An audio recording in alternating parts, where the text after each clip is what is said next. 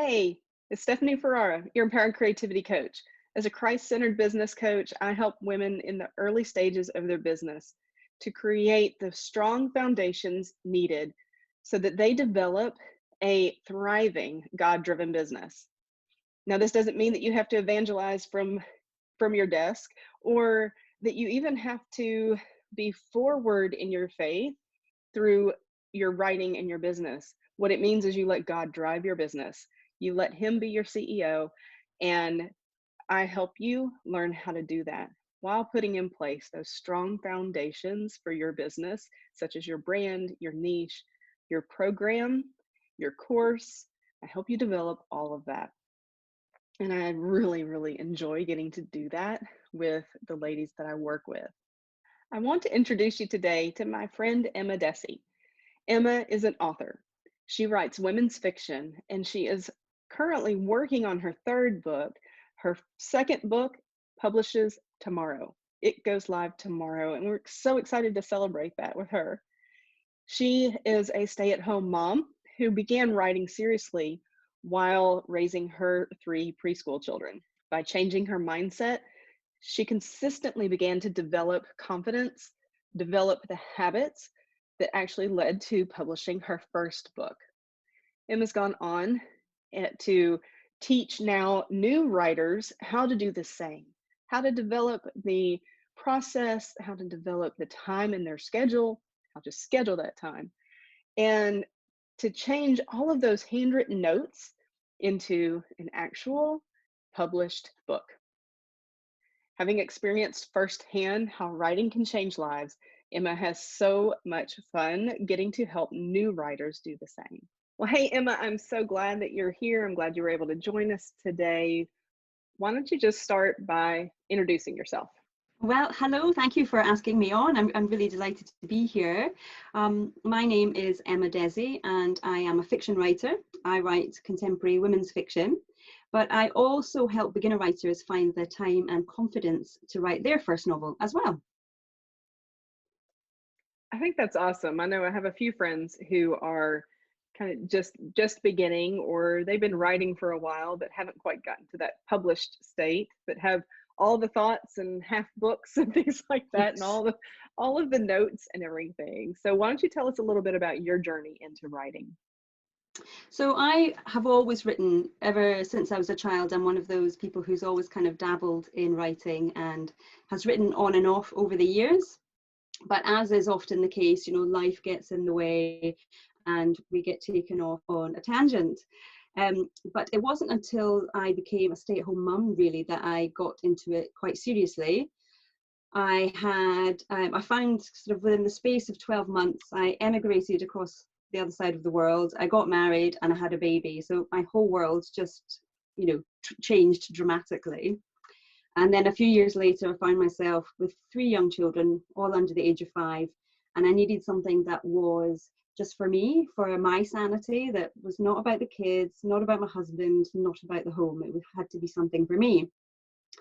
So I started journaling just to kind of try and keep on top of my thoughts and figure out what was going on in my life. And that journaling sort of moved into fiction writing again, because it was something I'd always enjoyed. And I found it really did give me a release from the day-to-day life of being a stay-at-home mum and having a life within the home. So the kind of combination of the two, really, the journaling, which was helping me sort out how I was feeling about being a stay-at-home mum, and then the fiction writing that was giving me that, the enjoyment factor, something that I really gave me that serotonin release, made me feel really good. So those two combined sort of then started out being the first novel that I wrote. But I wasn't doing it very consistently, and I wasn't taking it particularly seriously at that time. So I started reading quite a few craft books about writing, and I also started watching a lot of YouTube videos with authors that I admired and whose books I really enjoyed. And one of those authors was a lady called Elizabeth Kostova, an American writer who wrote a book called The Historian, which was a retelling of Dracula in the modern day. And so a very big book, and I loved it. I really recommend it if you haven't read it yet, and it was a big bestseller. So I watched quite a few videos with her, And it turned out that she also was a stay-at-home mum with 3 kids. And when she was asked, well, how did you manage to write this big book with three kids at home? And she said, well, really, I just had to do it when I could. So if I only had 10 minutes in a day, I only had 10 minutes to write. If I had 20 minutes another day, then I had the 20 minutes to write. And I thought to myself, well, you know what, if she can do it, then I can do it. And it's something that I've always wanted. It's something that's giving me a lot of pleasure right now. And it's something that's just for me too. So that's what I started doing. I said to myself, right, just write what you can when you can, and we'll see how it goes. It didn't take quite 10 years to write my first book, but it did take me 5 years. It took a long time because, you know, some days I only had 10 minutes to write, and other days I only had 20. So it was a slow process. Not to mention the fact that, of course, I was learning as I went along. But that's really what got me into writing more seriously, and then allowed me to then write full time, which is what I do now. So, and now I have nearly 2 books under my belt. At the time of recording this, my second book is released tomorrow. So exciting times. Oh, fun. Oh, so tell us a little bit about that book. What's the storyline? So the book that's coming out tomorrow is called Belonging. So the fiction I write is, you know, women's fiction. So I tend to write about the issues and sort of realities of being a wife, a mother, and all the complex relationships that come with that. This one is about identity, really, and adoption is the sort of big theme of it. So one of my children are adopted, and I've sort of been thinking about him and as he gets older and what he might go through as he gets older. And so that led me into writing a book. Well, what could happen? What might be some of the struggles that he faces as he becomes a teenager? And, you know, you have your teenage angst, and then you add on to that this kind of questioning of your identity and where you come from, what might be the result of that. So it's about this young boy, Jake, who's 15, and he's struggling to kind of fit into a small town. He doesn't feel he belongs. He's really rebelling against everything in his life because he doesn't feel he fits in anywhere. And so it's about how he and his mother kind of resolve their relationship, how they can figure out a way forward for the two of them, and the ups and downs along the way. So it's been quite a book close to my heart, shall we say.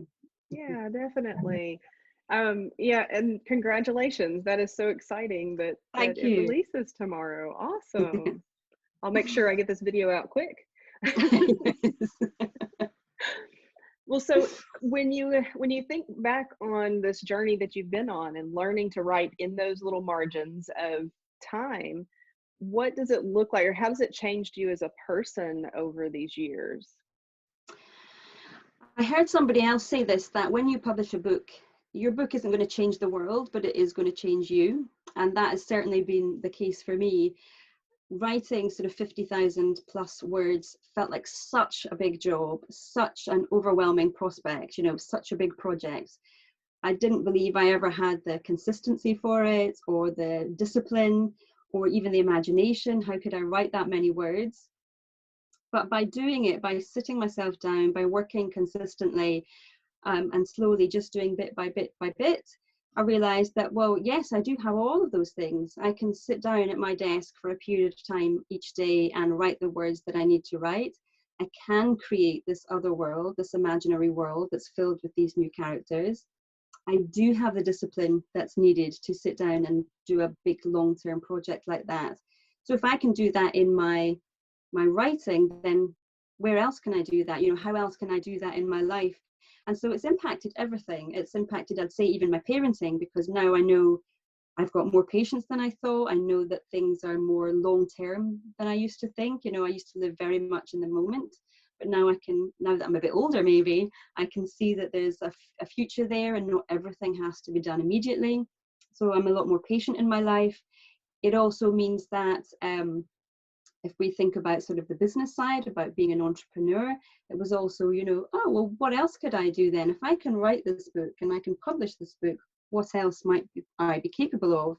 So it's had this unexpected sort of shift in my life that's led from professional into personal, and then back to professional again. So just proving to yourself that you can actually fulfill one of your lifelong dreams, I think, has a real profound effect on you, really. So it's impacted everything. Yeah, and I think that you're at a little bit of an advantage coming into entrepreneurship because so many women, and I think even men too, I think just entrepreneurs in general, like we want it all to be done fast. We want to get there, we want to do it. We have this great idea and we want to get it out and we want to do it and like everybody's going to want it and all this kind of stuff. And we're so excited to get it out there. And then we find it takes 2 years to really get to where we saw in our brain. Like, Yes, yeah. so, I want to make an so impact now. Yeah. now, right? And so I know that that's one of the things that I've struggled with personally as an entrepreneur, but also the other women that I coach. It's like, okay, so how quick can we make this happen? It's like, let's just get the foundations. Like, I can't promise you in 6 months Mhm. you're gonna like be profitable. And I know that Yeah. that it can happen, but I also know that Uh-huh. it's better to get the foundations for long-term success and not be so quick because you're going to burn yourself out if you're pushing that hard. And just Yeah. knowing that you're setting the right foundations. And so I Mhm. know that that's been a challenge, in my own in my own business journey. But then also working with some of my clients and trying to help them through that as well. Is like, you've got to be patient and everything is going to take longer than you think it should. And Yeah, it's just about consistency, isn't it? Just sticking with it, right. even when you feel, if I'm writing a novel and I'm in that mid slump where you think, oh my goodness, I can't pull all these threads together, I can't come to a conclusion. And it's the same in business when you feel like you're plowing away, but nothing is happening, and you think you're doing something wrong, but you're not. But you're not. I know personally for me in those times when I've gotten discouraged, and it's like I'm doing all the things and everything. It's like I'm doing everything you've told me to do, everything my coach has told me to do. When I say you, like, for me, I know my audience knows a lot of times I journal and I ask the Holy Spirit, like, what's my to-do list today? What am I supposed to be working on? What am I supposed to be focusing on? And then I do those things. And some of those things, like, that I did last Mhm. year, I still don't know why I did them. I don't know what the fruit is, but when when I did them, I did them out of obedience. He told me to do it, I did it. And when I asked, like, what is this? And he's like, it's seed planting. It's seed planting. Just be patient with it, just let it sit and let me do the Trust in work it. after, but you've done what I've asked you to do. And so some of the times I think that can be really frustrating when you want to see that action now, right? You want to see immediate impact, immediate results. And sometimes those immediate results don't come, but you Mhm. have to just stay diligent.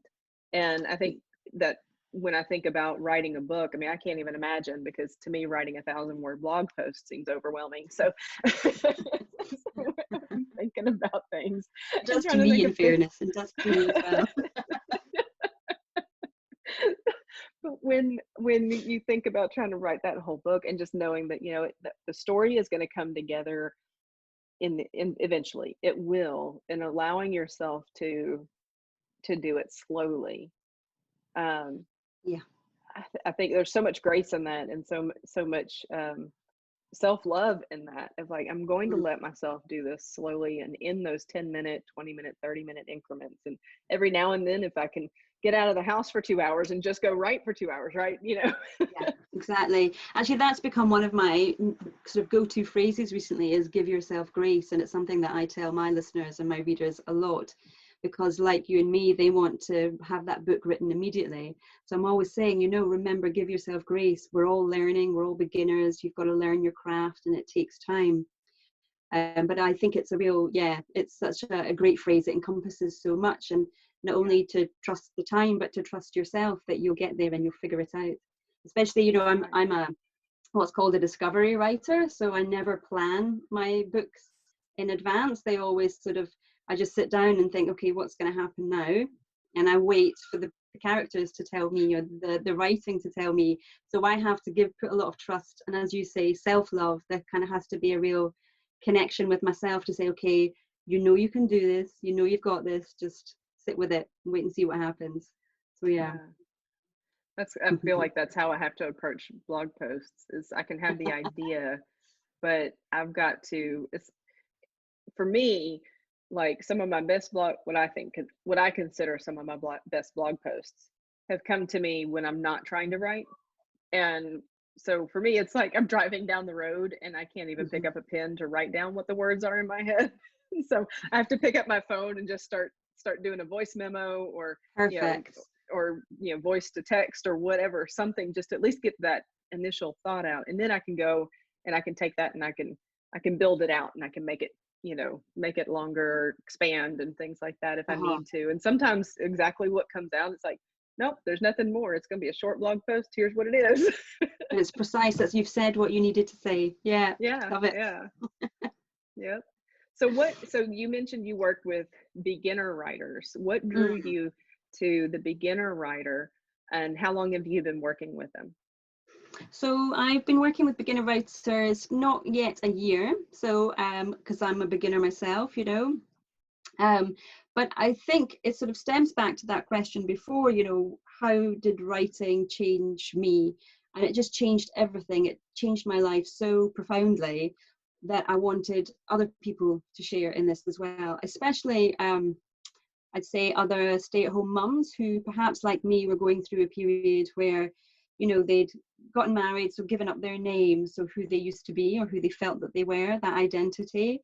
They've perhaps, because they're stay-at-home mums, they've given up perhaps a very good career, so they've lost that professional identity as well, perhaps also, the financial identity that came along with that, and can be in a state of flux, kind of, I don't want to say a midlife crisis, but certainly a period of where you're at home with these young people that you can't really talk to because they're, the young people. So for a lot of us, especially as I think a lot of mums are getting older, trying to think, okay, well, look what's happened with the first half of my life. How do I want the second half of my life to go? And being a stay-at-home mum can be a real period of transition for a woman. So Mhm. I really wanted to share that because with the arts in particular, it's not often considered to be a real job or a proper job. And so many people who might have had that desire as a younger person have put it off because they've needed to pay the bills or they've decided they wanted to have a family. And so you can put that off. But now, kind of in a sort of later season of life, you can come back to it and think, well, actually, no, I really loved that. I really enjoyed it. It gave me a lot of pleasure. Maybe this is something I could take up again. So I really wanted to speak to those women who are looking for a new outlet, perhaps a new career or a second career, or even just to do something for fun that they've always wanted to pursue. So not only might it be another career for them, but it also gives them this new sense of identity that they can take on the world and they can do whatever they want. And if they write this book, then what else could they do? So I really wanted to share that with other women who were in a similar position to me, because it's just, I feel like it has empowered me so much to take on other things, like, creating this business that works with other women. I would never have dreamed I would have done that before I'd written this book. But now I feel that yes, I have. I've learned myself. I've developed processes for my writing, and they work. So I really want to share that with other women who also want to pursue a creative life that they perhaps felt wasn't open to them before, or as a younger person they didn't have the confidence to do, but now they may well have. So those are the women that I particularly want to work with. That's Yeah. awesome. You mentioned you've developed a process. You have now over 2 books now. You have developed a process. Can you give us a little insight, like maybe 3 tips that our listeners can implement fairly quickly, or your Yeah, top yeah, I three can. things to really look at what are you doing, and how do you start doing something now? So I have quite a nice little cheat sheet, you could call it, a little PDF that will help people. And I think it's applicable not just to writing, but almost anything that you're doing in life, really, that's a new challenge for you. For me, the number one thing is scheduling. It's making the time to do it. So our lives these days, nothing is left to chance anymore. If you are working, then you know the hours that you need to be in your work. You know when your lunch break is, when you take your coffee breaks. Um, if you do sports, then you know when you play your sports. It's all scheduled in. If you've got kids, well, my goodness, nothing is left to chance anymore. I don't know about you, but when I was young, we would be thrown out onto the streets to go and play and Right. told. So you would just go around to your friend's house, you'd knock on the door and say, oh, is so-and-so coming out to play today? For me here in Edinburgh anyway, those days have gone. everything is scheduled, all play dates are scheduled, all activities are in the diary at least a week in advance. So I think that you can apply this to your writing. So you can look, most people have a rough idea of how their week looks. So if you can have a look at the upcoming 7 days, and you know that you've got, say, half an hour one day and you've got 20 minutes another day, you can allocate those times to writing. And you need to be sort of realistic about it and know, not try and squeeze too much in a day. Don't try and squeeze it in between 2 appointments, because the chances are appointments will run over and you won't find the time. But if, for example, you take your daughter to dancing class and that's an hour, normally you might sit and have a chit chat with some friends, but maybe that actually could be a time that you take 20 minutes and do your writing. Or that a Wednesday evening, for example, you've got the house to yourself, so that might be a nice time. So scheduling it in, I think, is one of the first most important thing that you can do. Because also, once you've scheduled it in, once you know when it's going to happen, you've made that plan, then it takes the pressure off. You don't need to stress about it for the rest of the week. You know it's going to happen. That's it. You don't need to worry about it. So that, I think, is sort of the first thing that people can do. The next thing to do is to sit down at your desk on those allocated times and do the work. And then at the end of the 7 days, sort of have a look back and think, well, did I do it? Did I turn up on those days and did I do the work? If you did, fantastic. Give yourself a pat on the back. That's brilliant. Do the same again next time. But if you didn't do it, then don't criticize yourself. Don't chastise yourself about that, because often we do. We are very quick to judge ourselves and very quick to see the negative in ourselves. So don't do that. Really just kind of analyze what went wrong. Did you try and fit too much in a day? Was there an emergency another day which meant that you just couldn't fit it in? Did something crop up? But be honest with yourself, did something crop up and that genuinely you couldn't get out of it? Or were you feeling a bit scared and anxious about sitting down to write for the first time in a long time and you gave yourself a bit of an excuse? So just have a think about that, acknowledge it, sit with it. That's okay. Now you've acknowledged it, you're going to look ahead to the next 7 days. And again, try and fit in that time. Look for those spots where you can fit in your writing in a relaxed way, in a way that you'll be able to write, or at the very least kind of be thinking about what it is you want to write about. So that would be my step number 2, is to sort of analyze how those writing times went. And the third step actually isn't quite as immediate, because once you've found a groove for yourself, once you've found those patterns that work for you, you want to start increasing the time that you're writing. And so I kind of call that the 5-minute club. You want to start adding on just 5 minutes to the end of each session.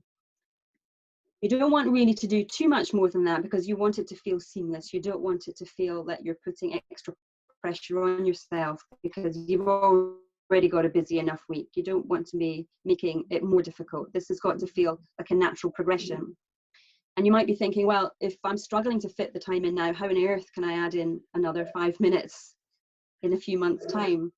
And I think that's one of the joyous things when we find something we love. It's amazing how much time will open up for you, because you're enjoying it so much, because you're looking forward to getting back to your notebook or your laptop and you want to do that writing. You will choose times that you can allow that to happen. You might choose not to watch that TV program that evening because you do want to do your writing, or you might choose not to go for that coffee that day because you want to get back to your work. So it might feel like you're increasing the amount of time and it might not be doable right now, but as you progress and as you enjoy it more, the time will open itself up to you, the opportunities will open themselves up to you, and you will find that way. So that's kind of how I got started. That's the process that I used when I got started, was just to write what I could when I could. And then when I got comfortable with that and I was enjoying it, then I increased the time. And now that I'm writing full time, I know when I'm writing a new manuscript, then I write for 2.5 hours Monday to Friday. And I know that I can do that and sit down and do it. And that's how but I started with those 10 minutes. I didn't always do 2 hours. So it's a progression, it's a process.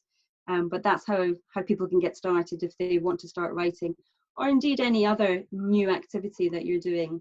But I really strongly believe the key is scheduling it in.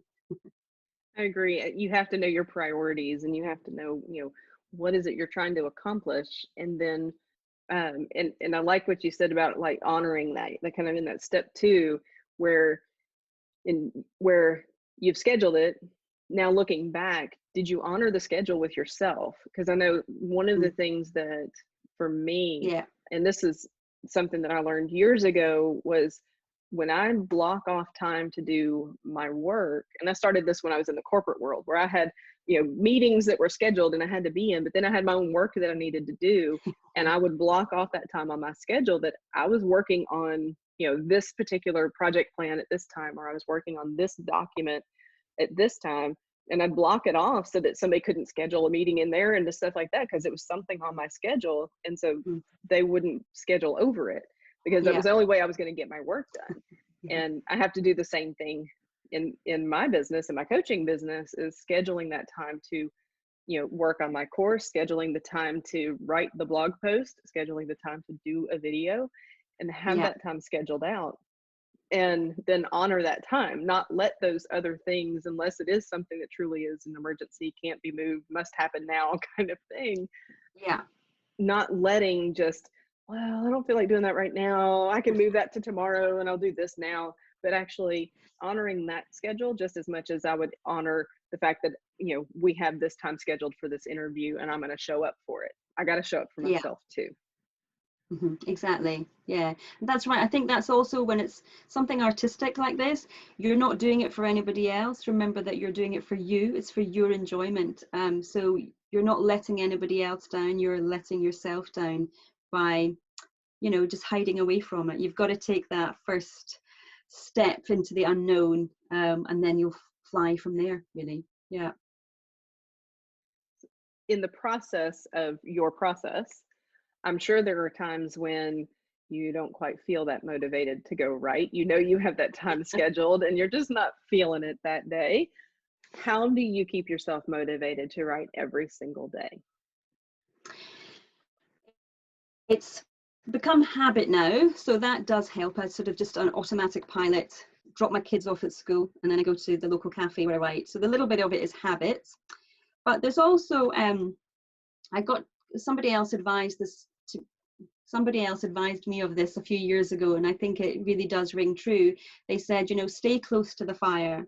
So whatever field you're in, stay close to the fire. So for me as a writer, that means I'm always writing craft books, reading craft books, or I'm reading biographies from other authors, or I'm listening to podcasts to do with writing and publishing, or just indeed reading just for the fun of it. So by doing those things, I'm always sort of keeping that at the forefront of my mind.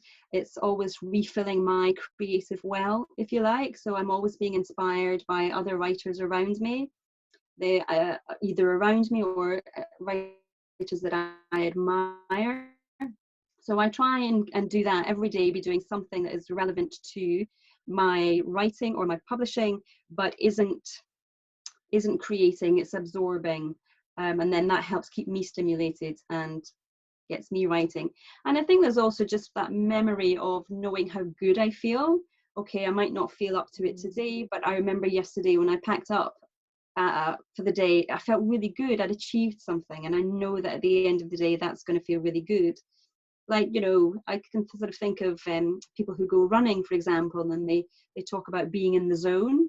It's that kind of thing. I've just got to push through those first few minutes to get into the zone, and then afterwards when I finish, I'm going to feel so good, I'm going to get such a buzz from it, that can also help keep me motivated and keep me going even when it's a bit tough. I mean, undoubtedly there are times where it's a really difficult part of the book. I'm just not sure where it's going. I'm just not feeling it. So I won't stay for the whole 2 hours, perhaps. I might just do 1 hour, but I give myself the opportunity to get myself out of that slump, because you just never know what's going to happen or what inspiration is going to hit. So you've got to give yourself that opportunity to do the work before you give up and say, no, I'm not in the mood. You can't wait for the muse to hit you. You've got to take it on your own and make it yours, take control. Yeah. I agree. It's the same in business. That you've got to do it anyway. even, Mhm. and it may be that, it's not your best that moment because you can always come back and edit, Yeah. but at least you Yes, got something. At least you still did it. You pushed through, you made something happen. that's And it. didn't just walk away because you just weren't feeling like it. Because then you're going to beat yourself up that, "Ugh, I didn't do it again. Like, I put Yeah. it off." And then you're going to beat yourself up about that. Yeah. And so One of the even best giving books it the I've written. try. Hmm. Hmm.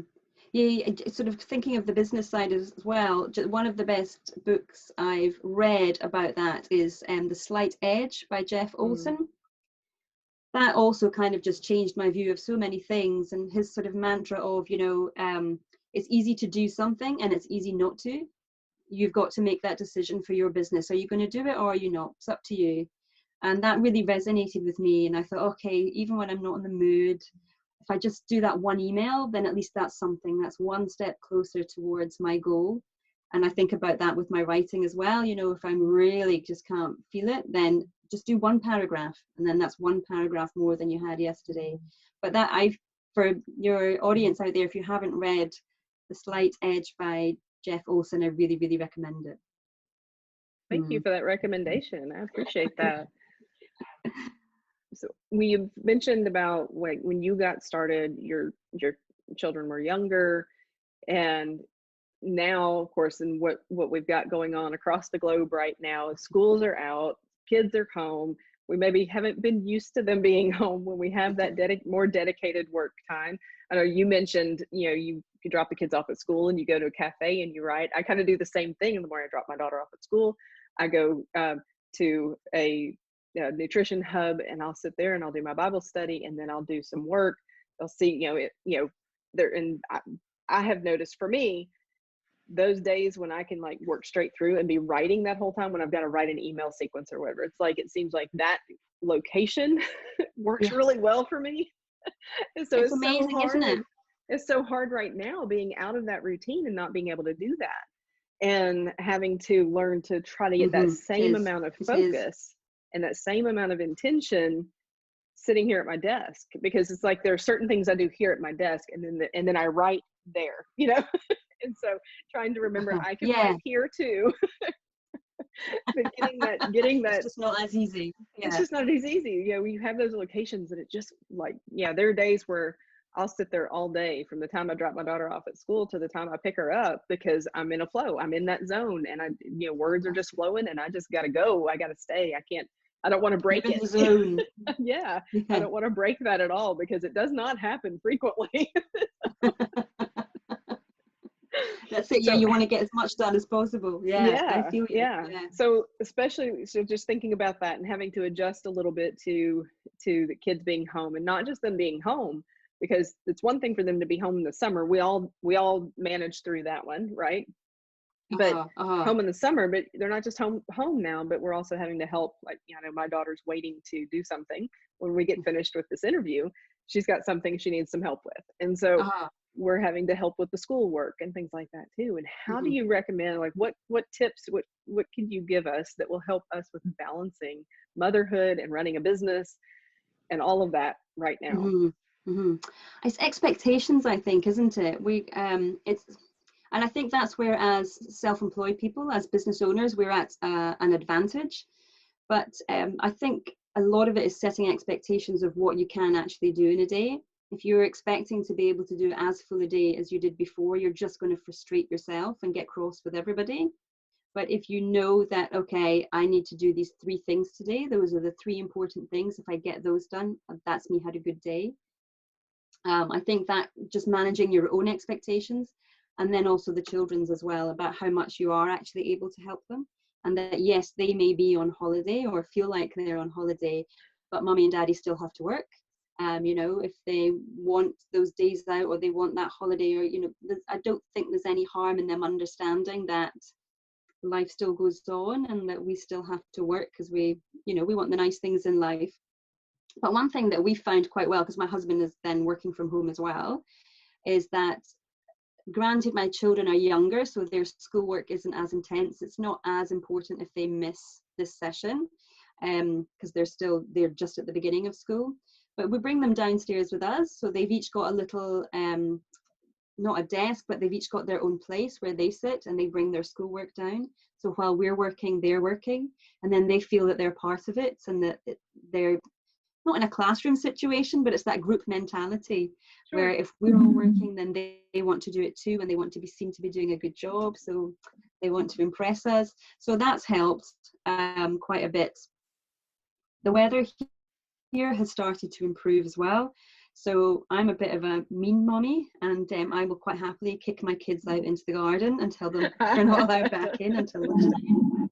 They grumble about and say they're bored, but then invariably they find a game to play, so that keeps them happy.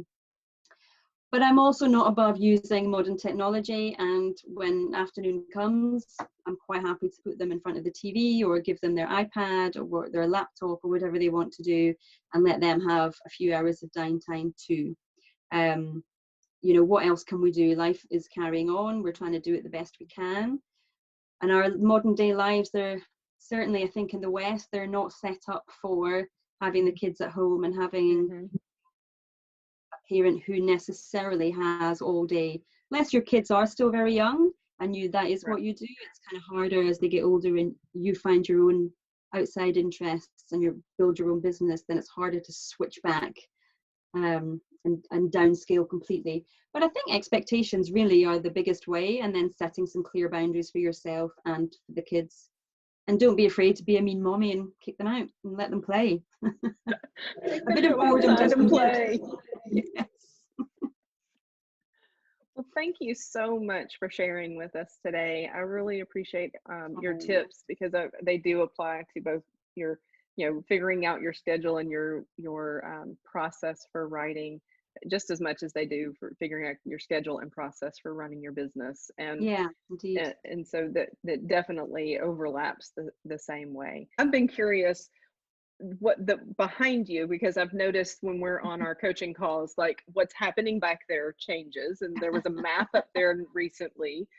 Is that your kind of like vision board for your writing, or is that what? That's right, yeah. So whatever novel I'm working on at the time, it goes back there.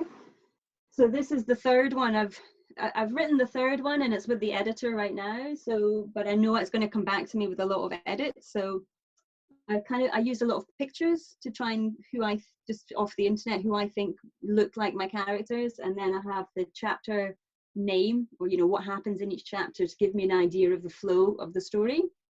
So I'll leave that up until it comes back from the editor and it's all finished. And then it goes off to, Amazon and gets published. And then on this side, this has all changed as well, because this had my post-its up for my course. But I've not quite started again, but I've rejigged my course, which is now with the beta people, and they seem quite happy with it actually at the moment. So that's good. So maybe I don't need to change as much as I thought I might have to. But so those are all my post-it party stickies. Well, I keep that side of my office back there looking really nice and snazzy, and then all my post-its are in front of me and on the wall next to me. So yeah, right there with you. Yeah, it's a bit chaotic, but yours always looks nice and calm. There are some out in the entry hall as well, out inside our front door. I've got blank wall, and so there's big post-it notes out there too, with lots of little post-it notes all over it. What did we do before the post-it? I have no idea. So how can we connect with you? Well, you could go to my website, which is emmadhesi.com. And if you're interested in downloading the little cheat sheet I mentioned earlier, it's emmadhesi.com/3 easy steps. And then I'm on all the socials at Emma Dhesi. So there's only a few of us out there now, and I've got the handle, so it's Emma Dhesi, and you'll find me on all the socials. But thank you very much. I've really enjoyed chatting with you. Thank you. Well, thank you for coming. I appreciate it. Isn't Emma amazing? She's just such a joy to be around. And I learned so much from her, and I love the process that she teaches with her free guide. And you can get that. I'll have the link in the show notes, definitely, for that. What I loved was how intentional she teaches you to be with your time. That with that fitting it into the nooks and crannies isn't when there's time, but it's making the time for it. It's scheduling the time for it, planning to take that time for you to start your writing or your business, to work on the pieces of your business or the pieces of your book that are important and that need to get done. And then, like, weekly evaluating that time. How did you spend it? Did you honor your commitments with yourself? If not, why? And if it's something you can change, then just make a decision to change it. And if it's something you couldn't change, then give yourself grace for not being able to meet your deadline or meet your expectations, right? We talked about expectations. That's the biggest key, right?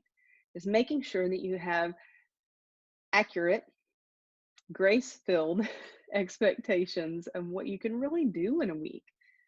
And then I loved how she talked about implementing going forward. Once you get good and consistent at using that 10 or 20 minutes that you've scheduled, then you begin to build on that, but only 5 minutes at a time, so it doesn't seem overwhelming.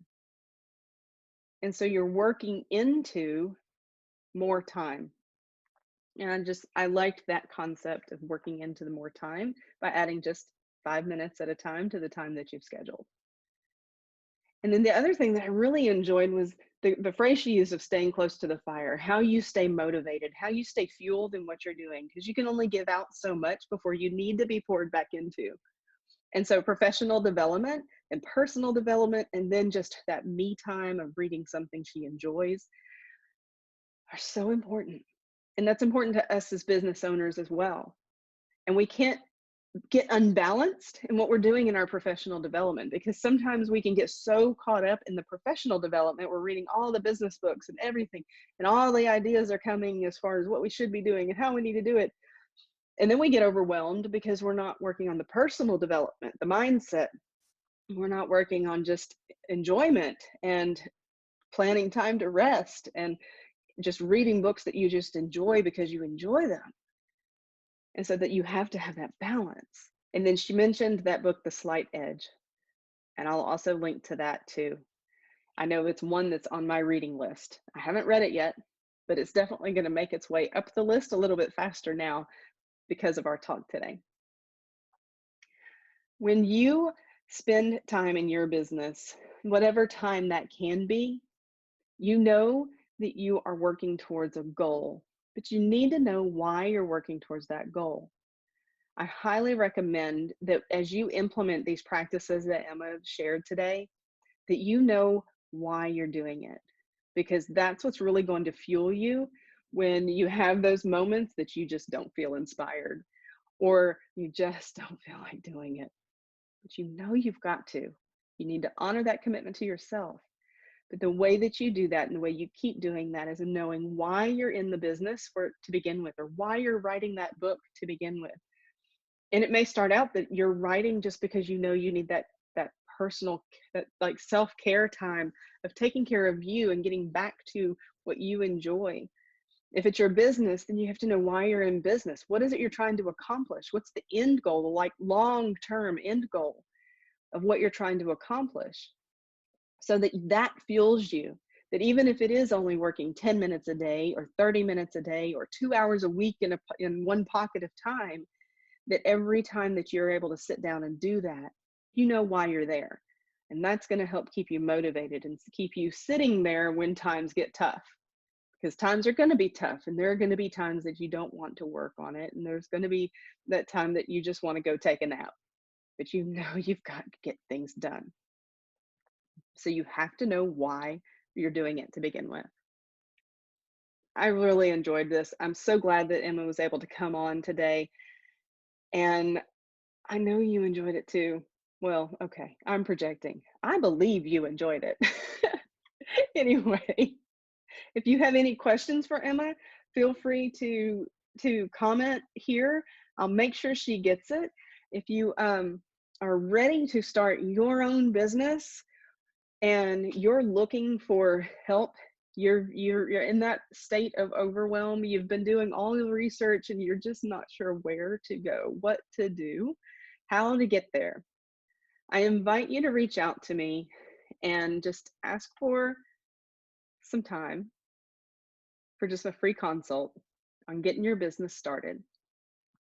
You can email me at Steph, S-T-E-P-H, at empoweredcreativitycoach.com and just say, hey, I'd like to pick your brain. And we can definitely schedule a time where we can talk through your ideas and figure out what's going to work. What type of business? Is the business you're thinking about going to be good for you? Is it going to be what needs to be done? And then what are those first few steps you need to take now so that you can start working on it now? I encourage you to reach out to me. There's like no obligation to do anything other than just pick my brain. I'm here for you. So email me at Steph, S-T-E-P-H, at empoweredcreativitycoach.com, and let's get together and let's chat. Have a wonderful day. Enjoy whatever it is you're doing today. Decide to make it good. Decide to make it a good day. Decide to enjoy whatever it is.